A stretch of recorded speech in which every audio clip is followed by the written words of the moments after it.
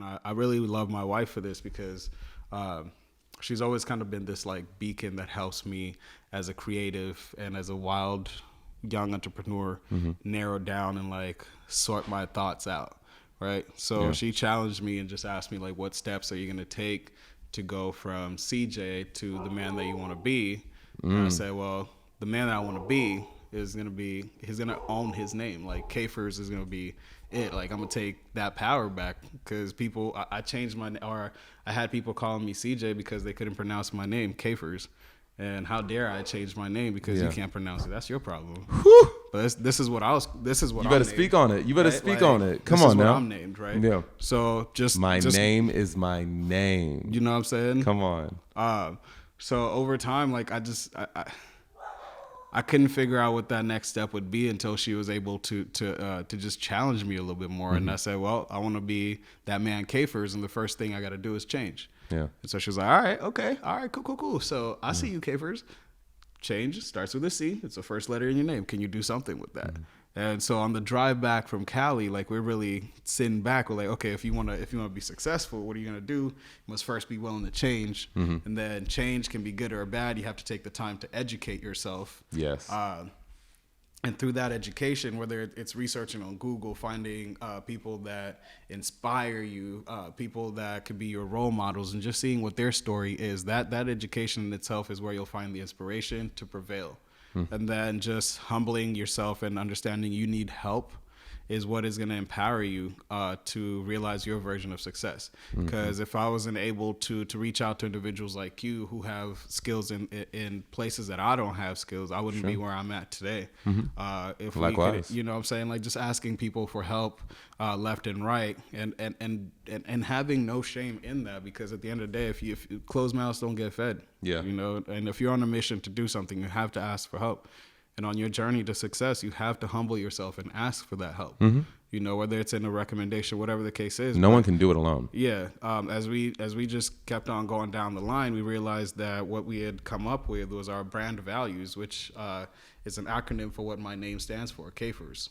Change, educate, inspire, prevail, help, empower, realize success. And like once that was just like defined like that, you know, I don't know what it is, man. Hit the ground running. There was points where I'll just sit down on the laptop in our 1-bedroom apartment, just cranking away. Yeah. And she was working at Maggiano's at the time. She would leave for a double shift in the morning, and she'll come back in the evening. I'm still in the same exact spot. Maybe just drank water, used the bathroom, and came right back. Yep. It's like, babe, have you ate yet? No. I'll start cooking right now. My bad. And like did that for so long. Like it was just this inspiration and just kind of going and getting people's feedback and sharing it out on social media to the point where like that feedback. And I appreciate everybody that ever participated in any of the posts that we had on Facebook at the time, Instagram, and just gave us your thoughts on designs before we even launched the brand, gave us your feedback on our value proposition and our donations as well too. You guys really help shape who we are. Like there's nothing more that I can say that could even sum up what you guys did for us. It's been like thank you. It's been a real labor of love to watch the brand grow. Yeah. It from that 1-bedroom apartment starting with $350 to start the business to get some items that we had them printed, but we ended up giving them away for the most part to friends, just because your friends are going to be your walking advertisement, you know. They're going to be your biggest supporters and whatnot, and then setting up pre-order systems to start collecting money and then go back in and do it again until you get to the point where now you do have your equipment and you're sourcing that out and doing the jobs for other people, you know. I love what you mentioned in like the process, right, of establishing your brand values, establishing your brand identity. I feel like that's always been one of the things that's been like an ever-changing thing for myself and on the Brink. But then I know a lot of people who, when asking what their goals are and their process in achieving them, being able to establish a brand value or a brand identity is very key. Yeah. You know exactly what you want to do when you just say, well, here's what I stand for. Yeah, absolutely. What are those best practices, or what advice do you have to anyone or people maybe looking to establish their own brand values and their own brand identity?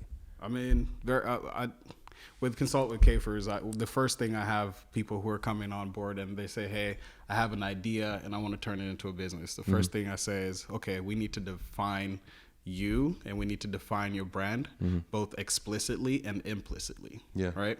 So we need to know what your values would be, what you'd want to communicate to people, whether in your visuals, in your writing, in your copyright on the website, whatever the case is, and what else you're going to communicate to them other than with your visuals, right? Like just with, like for example, with Ceiphers Clothing, like our branding colors, you've got black, white, and red. What does that explain to you? Or what does that say to you? Black, white, and red. Yeah.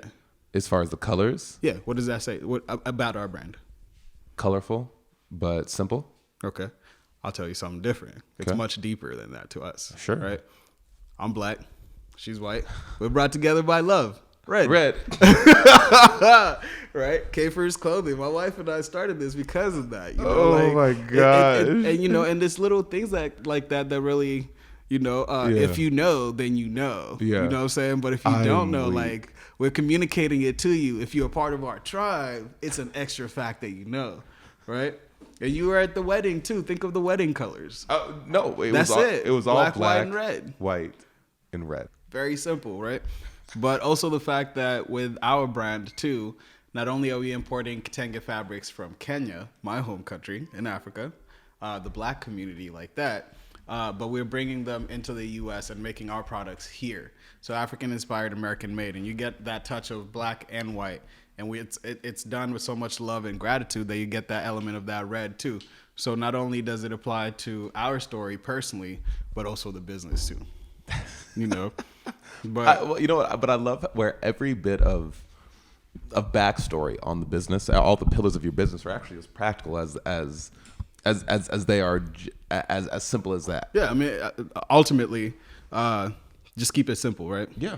Keep it, what was it, KISS? Keep it simple, Simon, or keep it simple, stupid? Yeah, keep it simple, stupid. Yeah. So, as individuals, when you're starting a business or entrepreneurs, we are our biggest critic, and we can stay in our minds so much and be in our minds so much that you will hold back on actually pursuing your vision, and it'll take you so long to get anything done. I mean, that's me. I'm just now trying to like break those chains. Yeah, and I say just now only because it's like every single day it's like a new challenge of giving my art out there to the world, and I have people, in my circle right now where they just kind of hold me accountable. Where I say a goal and it's like, all right, cool, go do it, and it's like one of my biggest hangups is, I think the downfall of all amazing artists and creatives is well, it's got to be perfect.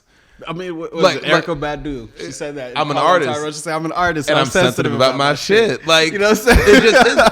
But it's having support and love close enough to you to say, the best thing that you have to give out is your art, and you're doing a disservice to the world by keeping it inside. Yeah. And it's like, it's never going to be a level of perfect. It's never going to be a level of visually everything to you. It's going to be exactly what it is in that moment, and the world has to decide. But perfection is also subjective, right? Yes. So you can't let perfection get in the way, or perfect get in the way of good enough, right? And the beauty of business, especially business, is that businesses are meant to evolve, right? Even like we were talking about in the showroom, like what are some of the pivoting and the evolutions that you've had to go through to make sure that you're maintaining in this season, right? As a business, ultimately, you're gonna have to evolve, otherwise you'll fail, right? So if you're keeping yourself from taking that next step because you're scared of it not being perfect, you're doing yourself an injustice and a disfavor. So what you need to do is just go ahead and take that step. And as you're going, you're gonna figure out where to go from there. You're gonna figure out where God to evolve. Guides, He provides. Yeah, you see what I'm saying? Oh, so, you better go on with the word. Cool. Make me say it again. Where God guides, He provides. Yes, He do. So